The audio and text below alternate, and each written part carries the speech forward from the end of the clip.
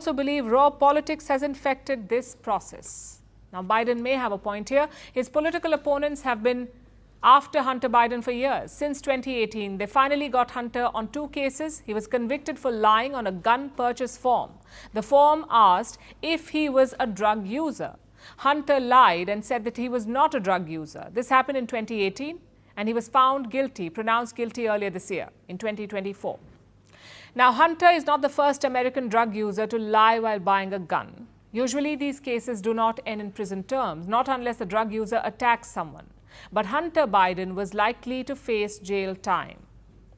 While that's perfectly legal, Joe Biden says this was selective prosecution. Hunter Biden was also convicted of another crime for not paying about $1.4 million in taxes. He pleaded guilty to that in September. He agreed that he had evaded taxes. But then he paid off his dues, interest on them, and a fine for the tax evasion. He paid all of that. So Joe Biden argues that when people do this, they're usually given non-criminal resolutions. But Hunter Biden was most likely going to jail. So President Biden said this was selective prosecution. Both cases are being handled by a prosecutor who was appointed by former President Donald Trump. So yes, there may be some political bias. That's what Biden has used to justify the pardon. But here's the problem with all these excuses. It is legal for a president to appoint a prosecutor in the US. Every president does it. Biden has done it too. That's the system there. And while Hunter's punishment may seem harsh, it is also perfectly legal. Hunter wasn't getting some unheard of punishment. He was just not getting lenient punishment. And that happens all the time. Not all judgments are the same, even for the same crime. The punishment is up to the judges. That is how the US legal system works. So why should President Joe Biden complain?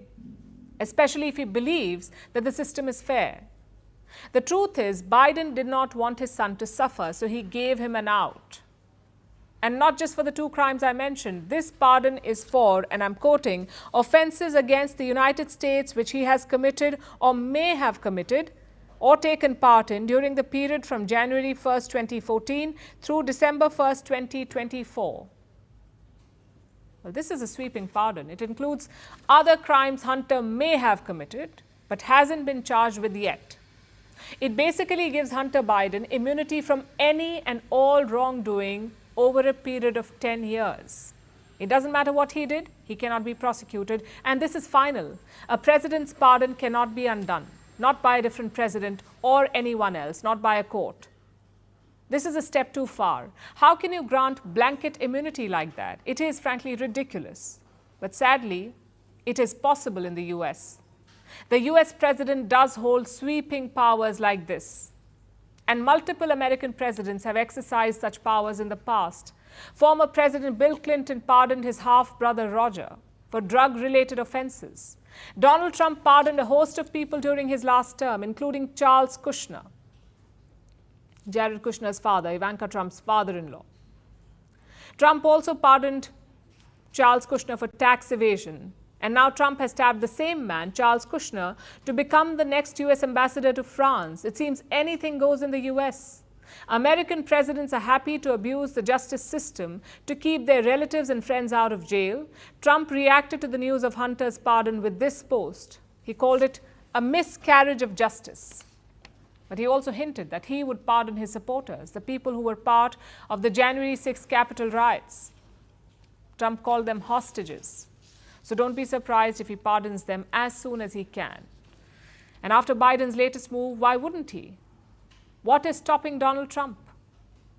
Biden and the Democrats always claimed that they held the moral high ground, that they were better than Trump and his Republicans. But by pardoning Hunter, President Joe Biden has shattered that holier-than-thou image and exposed the deep rot within the American justice system.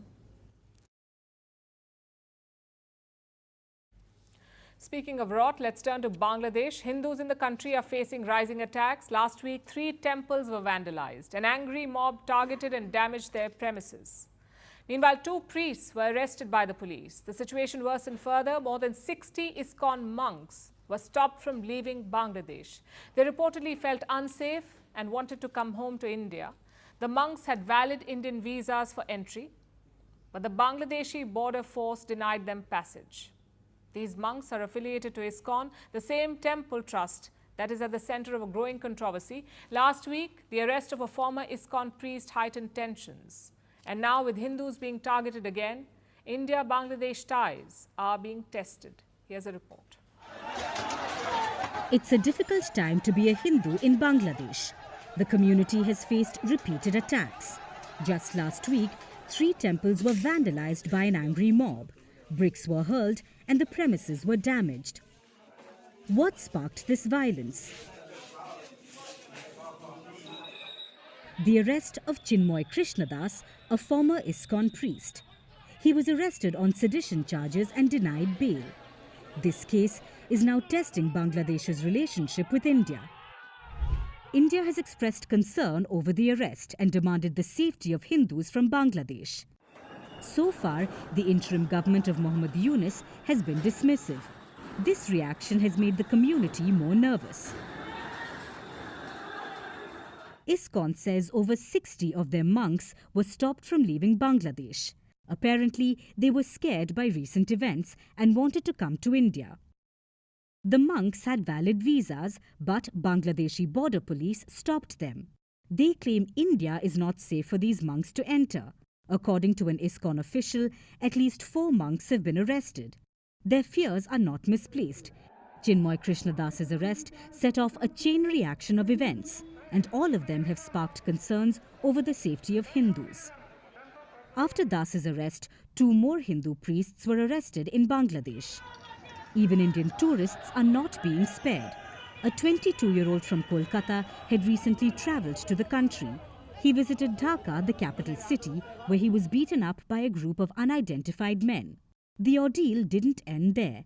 The attackers pulled out a knife and threatened the victim. They took away his wallet and mobile phone. No one came to the youth's help.